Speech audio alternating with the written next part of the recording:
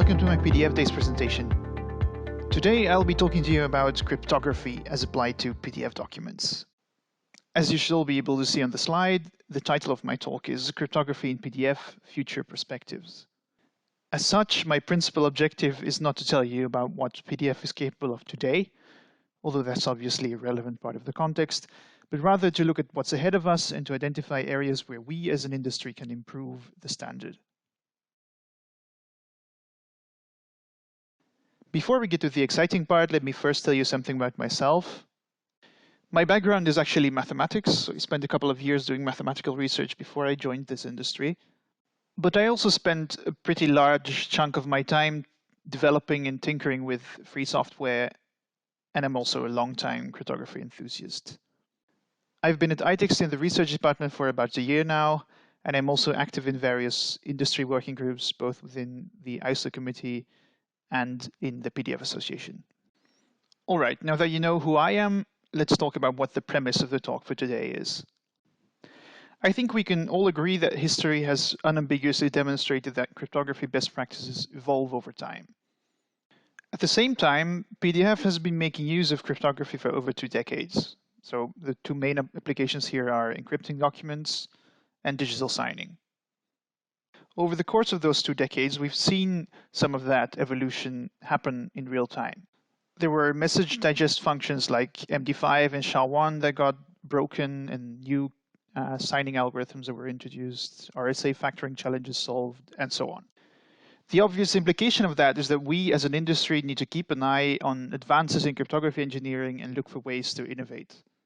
At the same time, since PDF is also a document preservation format, we need to be careful to do so in a way that doesn't break backwards compatibility. And that's, of course, a bit of a challenge.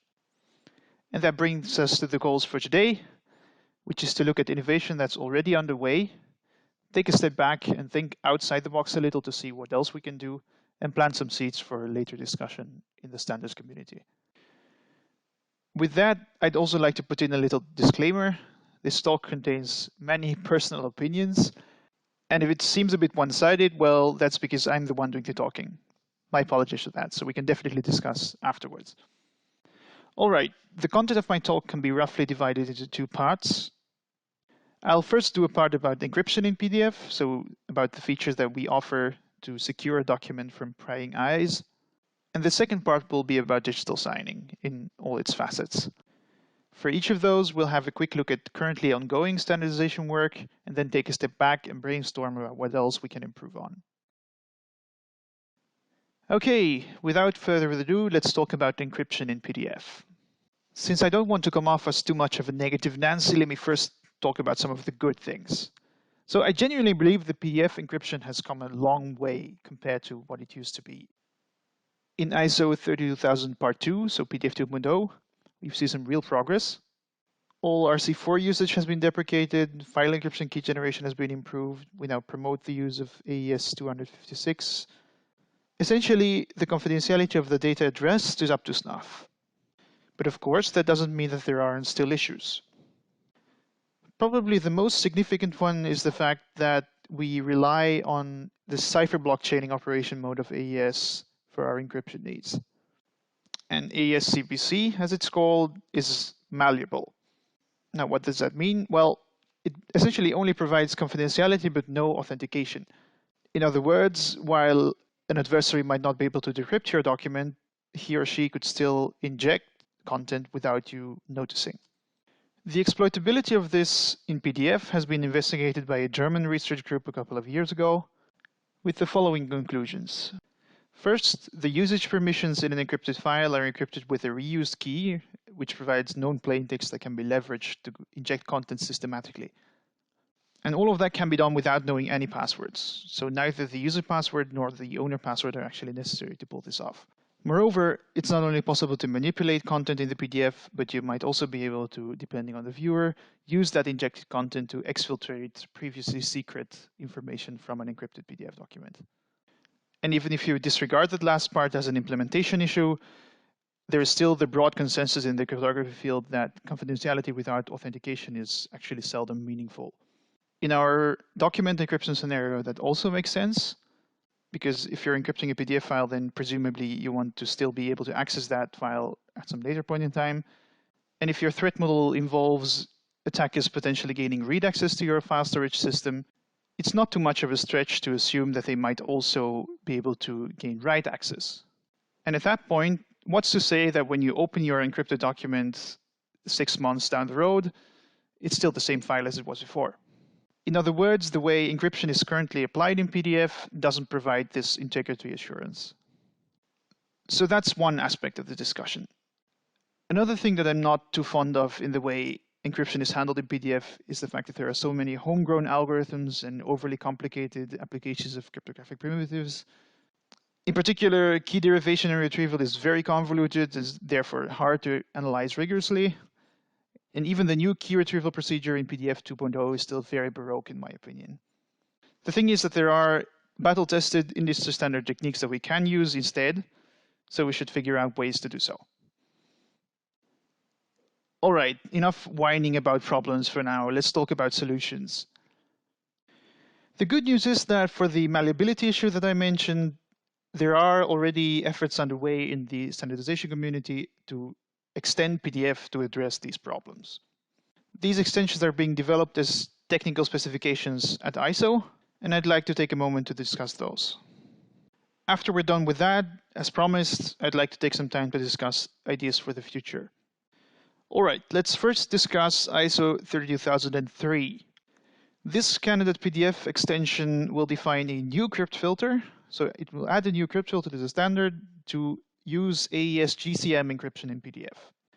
GCM stands for Galois counter mode, and you could call it a special mode of operation for the AES cipher.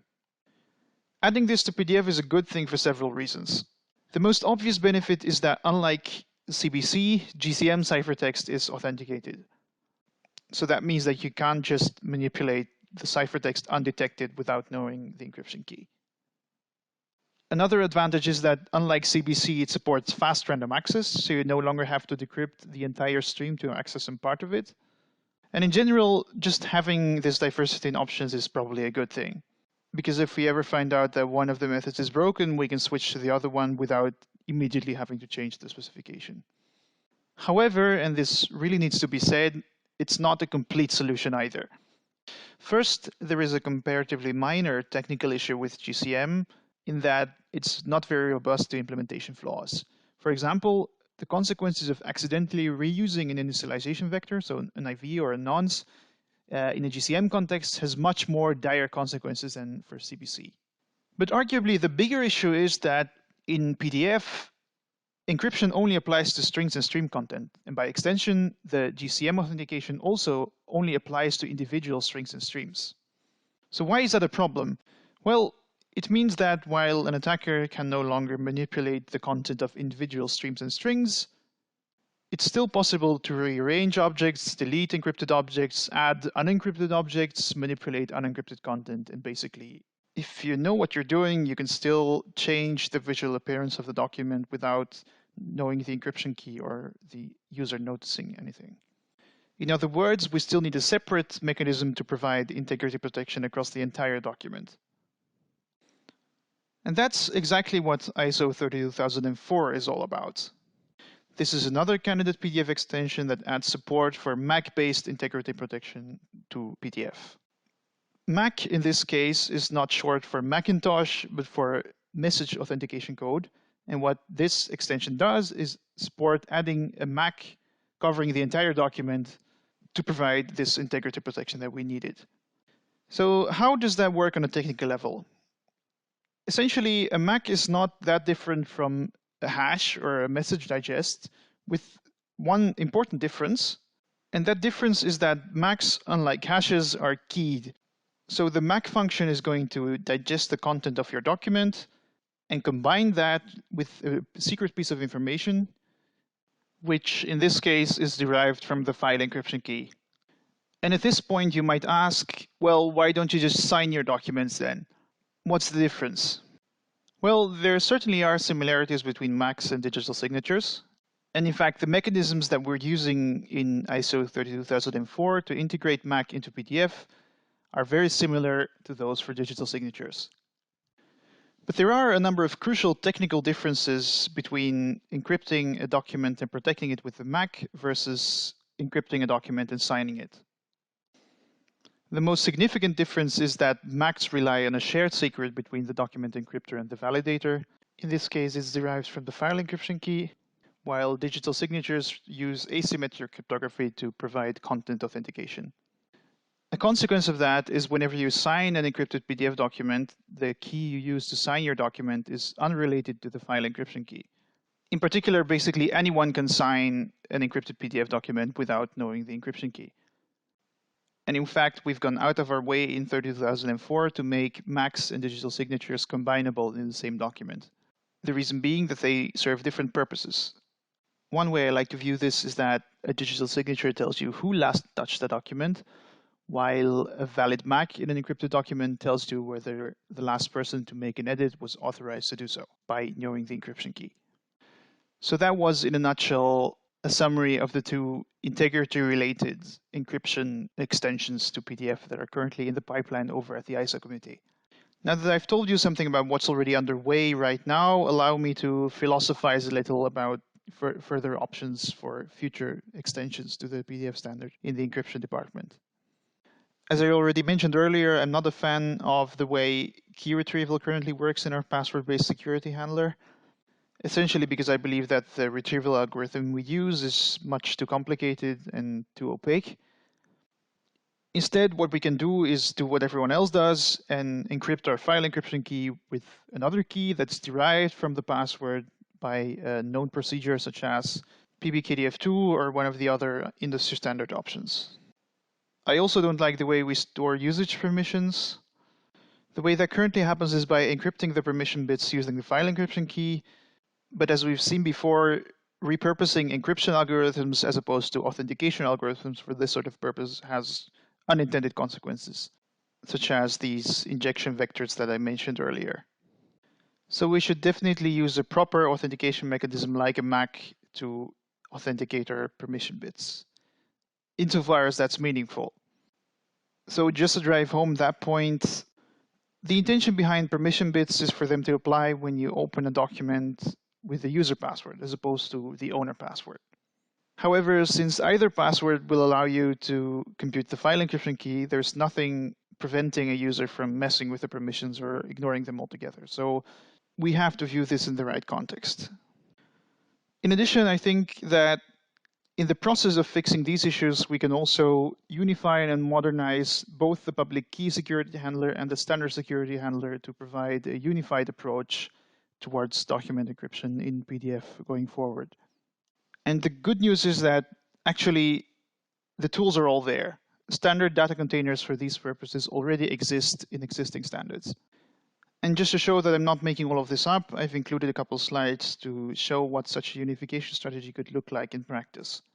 There is a somewhat underappreciated RFC out there that defines a structure that's called authenticated enveloped data. And the rough idea behind the unification strategy that I had in mind was to use this authenticated enveloped data structure to basically do the same thing as the current public key security handler in PDF does with the recipient's object. Without going into too much detail, what we would do would be to put the shared secret and the permission settings in an authenticated and encrypted envelope.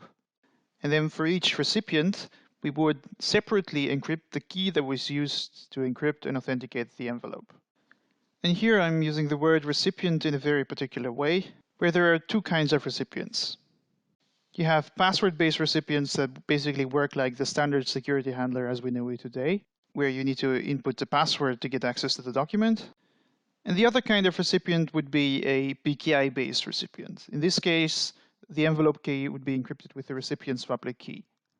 And in fact, that's pretty much what we already do in the public key security handler that's currently part of the PDF standard. And if we wanted to preserve the current user-owner semantics, we could designate one recipient as the owner. That being said, there's still no technical barrier to changing permissions with only user-level access, so that doesn't change. All right, so that was probably a little too abstract to take in one go. I've prepared a little schematic here. As you can see on the right side of the slide, there is an envelope that's encrypted and authenticated using AES-GCM in this case, and the envelope key is then encrypted in multiple different ways. That's displayed on the left. In the top left, I've described a PKI-based scenario where the key is encrypted using the recipient's public key, in this case using the RSA OAP algorithm. And on the bottom left, I've included a password-based scenario where, in this case, the recipient key is shrouded using an AES key wrapping algorithm, and then all of that is stored in the PDF file together with the encrypted envelope. So if you can decrypt the envelope key using either method, you can get access to the document. That leaves the actual derivation of the file encryption key itself, and we can derive that from the shared secret in the envelope by applying a standard key derivation function like HKDF with proper parameters. So that was a very quick and rough overview of one particular way we could achieve this unified security handler. And while I'm sure that would provide a nice and simple unified approach to PDF encryption going forward, for now it's just some food for thought. All right, enough about encryption. Let's talk about a much more difficult and subtle topic, digital signatures. All things considered, encryption and MAC authentication are pretty black and white. This is very much not the case with digital signatures, at least not in general purpose applications. And the reason for that is that in the vast majority of cases, processing a digital signature requires some degree of trust. And trust is murky, ill-defined, and validating it requires making judgment calls, policy decisions, and all that fun stuff. But I'm not going to talk about any of that. I'll leave that to other speakers. Instead, I'll zoom in on one very specific aspect, namely how we can improve the integration of digital signatures in PDF and what we can do to better accommodate all these complicated workflows. As before, I'll start off with some good news. By and large, digital signing in PDF has been a huge success story. Despite it having over 2 decades of history in PDF, it's more relevant now than ever, and overall it's kept pace with evolving requirements pretty well. PDF signatures are widely known among the general public by now, and they're part of government and industry workflows all over the globe. In addition to that, PADES, so the fusion of PDF signatures and CADES, seems to have been gaining popularity over the past couple of years. So yeah, that's a pretty impressive record. As a further testament to the industry's commitment towards making sure that PDF signatures stay relevant, there are some extensions in the ISO pipeline to give PDF's digital signing primitives an upgrade. These are also being developed as ISO technical specifications in the committee, and I've provided an overview of what they do here on this slide. The main change in ISO 32001 is adding support for the SHA-3 family of digests. For those not in the know, SHA-3 is a family of message digest or hash functions that was standardized by NIST in 2015. And while the standardization of SHA-3 doesn't make SHA-2 obsolete for digital signing purposes, it is important to stress that the algorithm design of SHA-3 is completely different than that of SHA-2, which means that if a fatal flaw in SHA-2 were to be discovered at some point, there is a good chance that SHA-3 will survive, and vice versa. So again, adding support for SHA-3 is important from an algorithm diversity point of view. The other extension here, ISO 32002, mainly pertains to improvements on the elliptic curve cryptography front. On the one hand, it provides an important clarification with regards to ECDSA support in PDF by spelling out the curve and hash combinations that are supposed to be supported. So this is something that ISO 32000 Part 2 is silent on. As such, this part of the extension is already very valuable from an interoperability point of view. The other major ECC-related innovation in this extension relates to adding support for Edwards curve DSA. Edwards curve DSA is a variant of ECDSA that relies mostly on the same mathematical principles, but it's written in such a way that it's much harder to get wrong. For that reason and others, in recent years, Edwards curve DSA has seen increased adoption in other applications, so it's a very good thing that PDF is following suit. So yeah, once these extensions are published, please go forth and implement them. So while I'm very pleased to say that the standardization effort related to PDF signatures has not come to a standstill, I think there's still more that we can do. But before I can make that point, we need to take a step back and have a look at the fundamentals. In the broader digital signing landscape, PDF signing is a bit of an oddball in the sense that the signature in data pattern, where the signature is embedded into the data being signed, isn't all that common in other applications. The more common way of doing things decouples the signature from the signed data by having the signature structure envelop the signed data or detaching it entirely from the signed payload.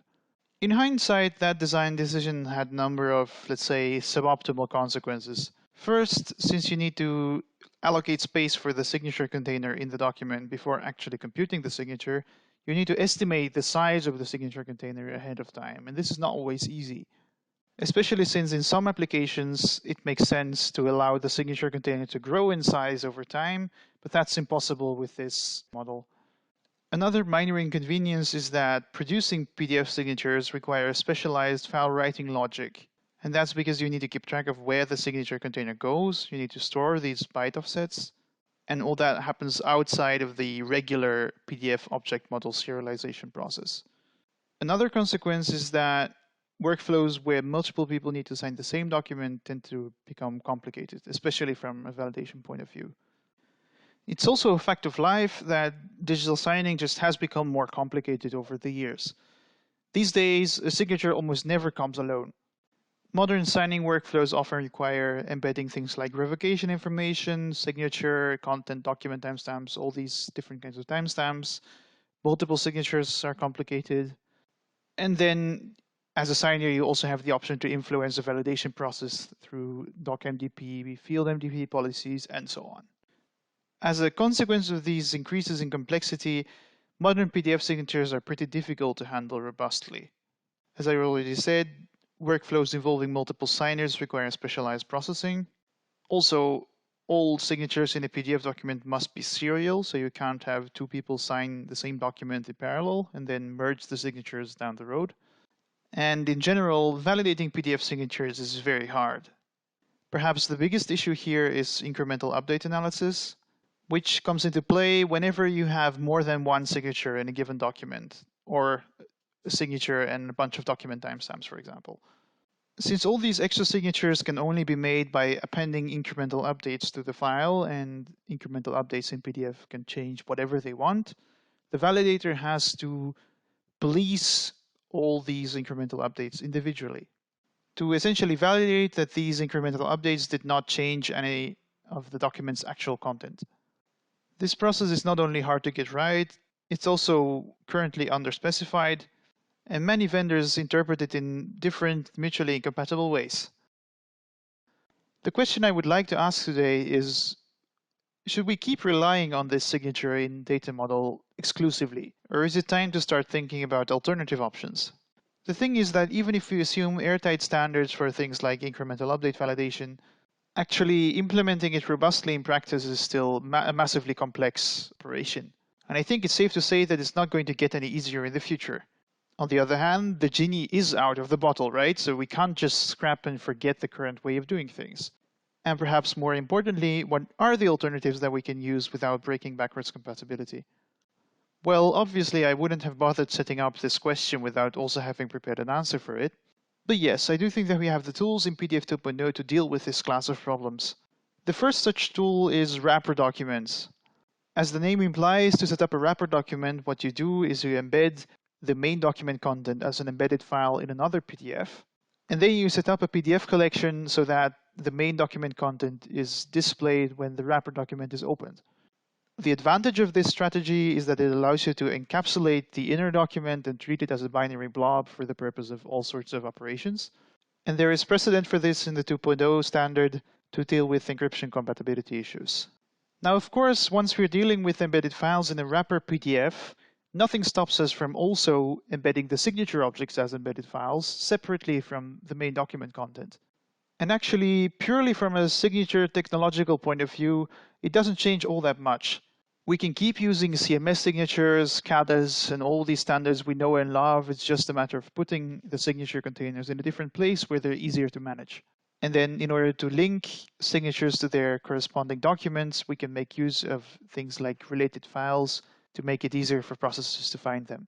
So these are the puzzle pieces. Now let's try to put them together in a way that makes sense. On this slide, I've prepared a little schematic to demonstrate what this might look like in practice, and also to illustrate something that you currently can't do with PDF signatures, namely signing the same document in parallel.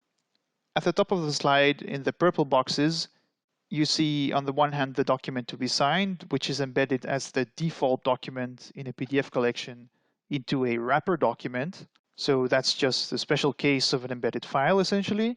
And then to sign it, what you do is you digest the document just as a binary blob, and then you feed that digest to the signature processor.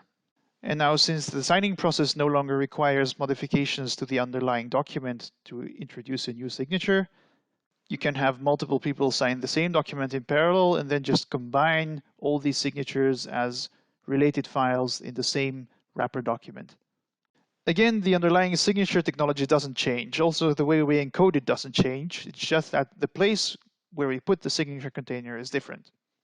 So even though all we've done is just make a permutation of the current approach to digital signing in PDF, there are already a number of very tangible advantages. Most of these advantages derive from a maximal decoupling of document data and signature data. That means that we can lean on existing cryptographic libraries and standards even more. And it also has a lower barrier to entry than regular PDF signatures, which is good for adoption. So what do I mean by that? Essentially, the way we compute the digest is much simpler since we're just digesting the entire original document completely. There is no byte range involved, no allocating signature containers, no nothing, which should mean that existing signers and validators should have an easy time adapting, and also that new players would have an easier time getting off the ground.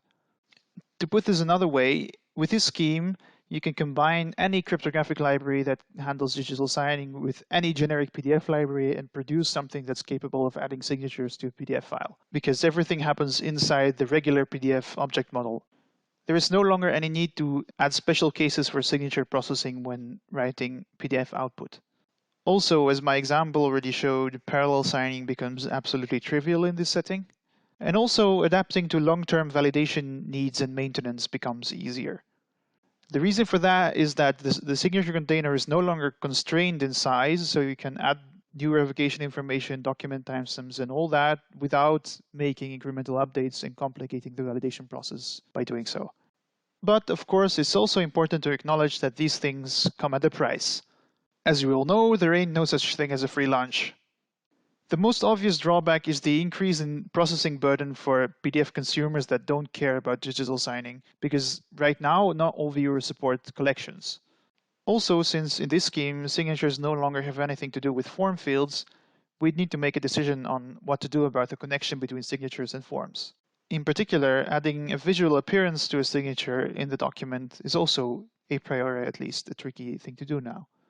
Whether that's a showstopper or not is a matter of opinion, but nonetheless it's something that we'd have to discuss. But nevertheless, even taking these drawbacks into account and all the pitfalls that I didn't think of notwithstanding, I think this approach is an avenue worth exploring, not so much as a replacement for current digital signatures, but rather as an alternative to the way we currently do things. At least I can think of quite a few use cases where the higher validation assurances and ease of parallel signing would make sacrificing form integration worth it in those use cases. All right, that's about what I wanted to say. In closing, I'd like to stress that coming up with new ideas is very much the easy part of standards development. Actually polishing those ideas into usable standards requires buy-in and industry-wide effort by many people.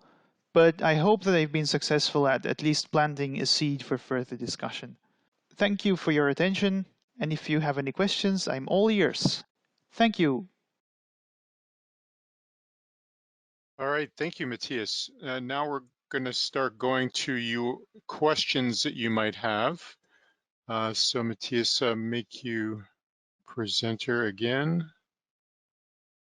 There you are. Okay, just a second. So now you're a presenter, should you need to be. And let's get some questions here. The first question that I have here for you Thank you very much, by the way. That was very dense, but I think really, really eye-opening on a couple different levels. So other than getting the ISO committee on board, what do you think are the greatest roadblocks to adoption and implementation of some of these ideas? Right. So yeah, well, getting committee approval is of course a very important part of this whole endeavor. Getting vendor buy-in is perhaps even more important because, well, it's all fine and dandy if you can write a specification, but if nobody cares to implement it, then, well, we haven't really accomplished anything. And though I don't think that the implementation is very difficult per se, because I mean, part of the idea is to lower the complexity of the entire machinery. Well, there's still a lot of work to do in making sure we get all the technical details right. It's right now still very much in the rough idea stage. So making sure that we get the details right and we get people on board and we make sure it's future proof. That's all going to take quite a bit of effort. Yep, that certainly makes sense. I should mention, I forgot to mention this earlier, but your slides are available to webinar attendees in the handouts pod on the GoToWebinar control panel. So next question, are there any other cryptographic technologies or techniques that you feel might become relevant for PDF? Well, so the obvious answer here is yeah, so making sure we get on board with the post-quantum cryptography train in time. So right now it's not a concern yet, but there is some movement in other, let's say, adjacent industries on that front. And while I confess that I'm not much of an expert, if anything, on post-quantum cryptography, I do think that it's something that we need to keep in mind, just to, since, well, part of the PDF use case is archiving documents in the long term, and there it's, well, that we need to make sure that we can deal with timescales where a breakdown of all cryptography that we currently know of, at least all asymmetric cryptography that we currently know of, is, well, potentially possible. So, well, if let's say between now and 50 years, that if someone builds a usable quantum computer, then we have a problem. So at some point, I guess we need to make sure that we're ready for that. And I'm not sure that now is the time, but we should definitely keep an eye on developments in that space. Okay, thank you. Just I've heard from some commenter that they're not finding or having difficulty downloading the handouts from the handout pod. If so, just email info@pdfa.org and we'll be happy to send you Matthias's slides. So let's see. Next question is, when will we see a release of ISO 32003 and 32004, as you mentioned?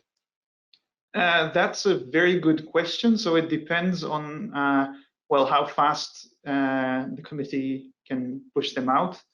I